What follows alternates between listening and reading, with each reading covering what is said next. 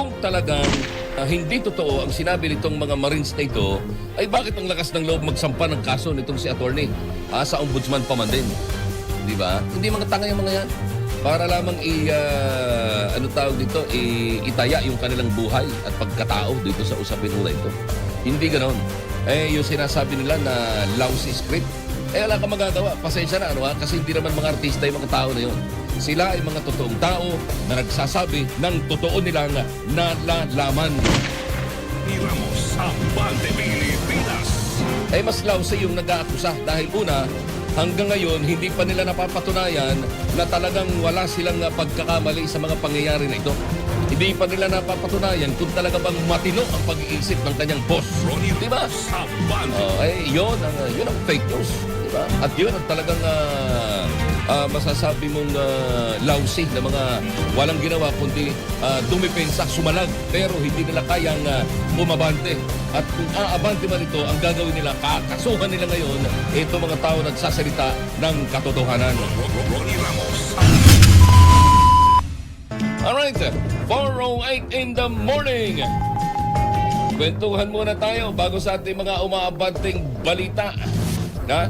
Kwentuhan muna tayo bago sa ating mga umaabanting balita. Ronnie Ramos, Abante Pilipinas. Ewan ko kung tama ang aking sapantaha o ang aking opinion in this case,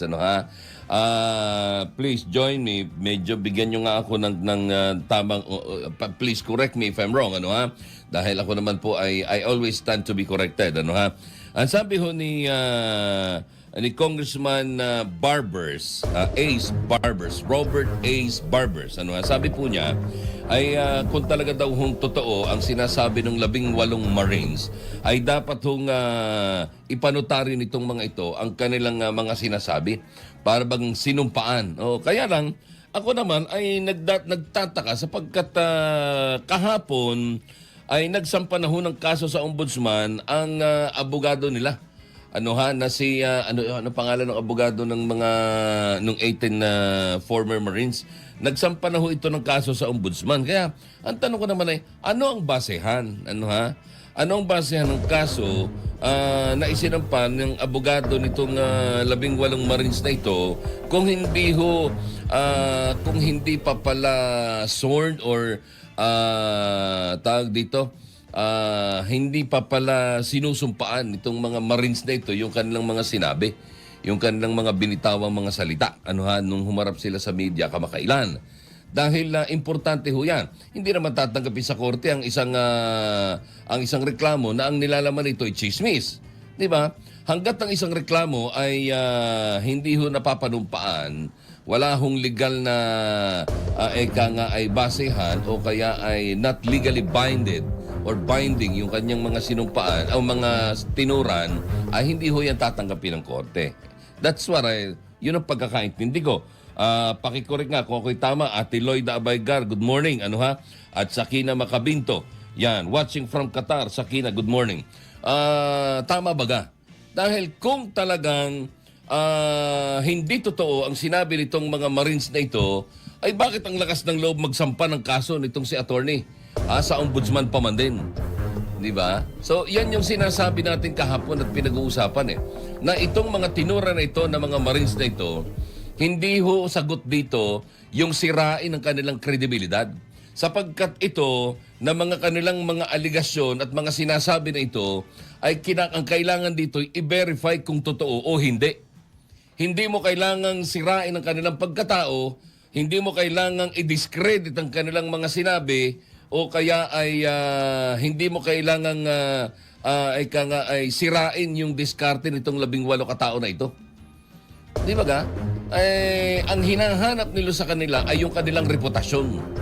The reputation in this case or in this scenario, hindi ho yun ang importante.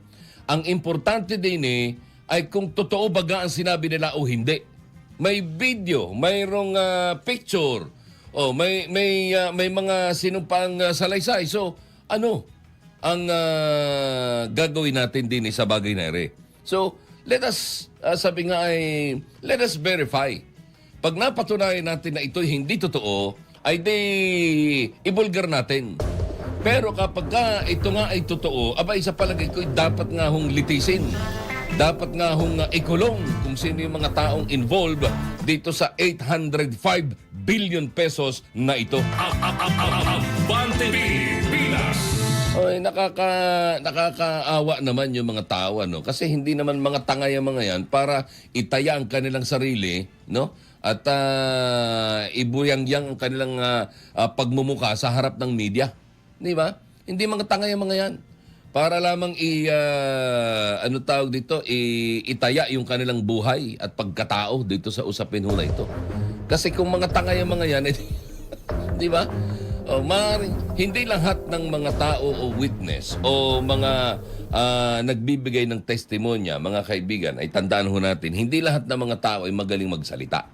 Di ba ga? Ako, for example, maaaring magaling ako magsalita dito sa harap ng mikropono at harap ng kamera. Pero hindi ko alam kung ano ang mangyayari sa akin pagka ako'y biglang dinakip at bigla akong iniharap sa mabigat na interogasyon. I do not know. Hindi ko alam kung ano magiging takbo ng aking naturalesa. So, hindi ganoon. Hindi lahat ng tao ay pare-pareho na kagaya ng iniisip ko natin. Hindi ganoon. Yung sinasabi nila na lousy script, wala kang magagawa. Pasensya na, kasi hindi naman mga artista yung mga tao na yon. Sila ay mga totoong tao na nagsasabi ng totoo nilang nalalaman. Ronnie Ramos, Abante Pilipinas. Mas lousy yung nag-aakusa dahil una, hanggang ngayon, hindi pa nila napapatunayan na talagang wala silang pagkakamali sa mga pangyayari na ito. Hindi pa nila napapatunayan kung talaga bang matino ang pag-iisip ng kanyang boss. Di ba? Abante. Yun ang fake news. Di ba? At yun ang talagang masasabi mong lousy na mga walang ginawa kundi dumipensa, sumalag. Pero hindi nila kayang umabante. At kung aabante man ito, ang gagawin nila, kakasuhan nila ngayon, ito mga tao nagsasalita ng katotohanan. Ronnie Ramos, Abante Pilipinas. Alas 4:15 na ho ng umaga. Ay, 14 pa lang pala na. Alas 4:14 at 26 segundos. Ano ha? Ay, isingit ko lang ho, Nako, yun hong mga kababayan ho natin na mga nabibiktima ng online lending scam. Oo, at saka yung mga online lending app na yan na pagkatapos mong mangutang dahil kailangan mo, ay babawasan ng pagkalaki-laking babawasan ng halos kalahati na interes. Di ba ga? At pagkatapos, pag sinisingil ka, akala mo'y pakain ka nila at akala mo sila ang bumubuhay sa'yo kung pagsabihan ka at murahin ka. Eto, may maganda ho akong balita na nasagap sa Billionaire News Channel doon sa agenda kagabi. Nasagap ko ho sa report nitong ng ating kaabanteng Just Ignacio na meron daw hong magandang programa ang SSS. Ito yung kung tawagin nila yung micro pension na parang payday loan. Yung gano'n, payday loan nga ba? Hindi ko na isulat yun, sana ito na nga ho ang maging dahilan para ho masawatan na ng tuluyan ito hong mga hayop na lending app na ito. Napakasasama ng ugali ng mga naniningil Di ba ga?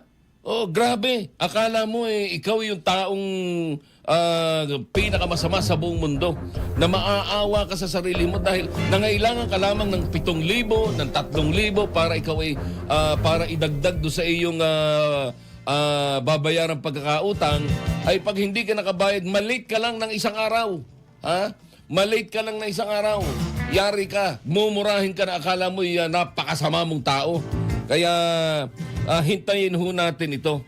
Kasi maganda ho itong sa micropension ng SSS dahil una, kayo ho ay siguradong safe. Ang pera ninyong kukunin at uutangin ay siguradong malinis. Kasi sa mga online lending app na yan, hindi mo alam kung saan galing yan Baka nga mamaya, money laundering lang yan I-front lang nila yan Pagkatapos yung pera nila galing sa hindi maganda. Di ba ga? So, baka lang naman. We do not know. Kasi demonyo yung mga naniningil Kung makapaningil at pati yung mga taong walang kinalaman, uukil-kilin ng pagkatao. at pagkatapos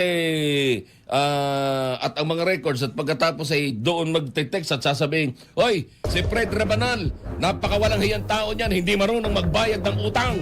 Ang dami-dami ng kinikita sa kanyang voice over, ang dami ng kinikita sa kanyang pagiging head ng PA. Nakikialam pa doon sa mga technician. Ay, pag hindi pa kumita yan, ay, singilin niyo yan. Walang kwentang tao yan." Di ba ganun kung magsalita yung mga yung mga naniningil sa online lending app. Kaya tutukan natin ito, ha? Itong micropension na ito ng SSS. Hintayin nyo, malapit na yan. Pag-aralan ninyo kung talagang kailangan ho ninyo ng ayuda at financial assistance, ay at least makakahinga kayo ng maluwag. Di ba? At least hindi kayo matatakot na baka bukas makalawa ay sirang-sira na ang pangalan ninyo sa mga taong hindi naman ninyo kilala. Balita, impormasyon at balitaktakan.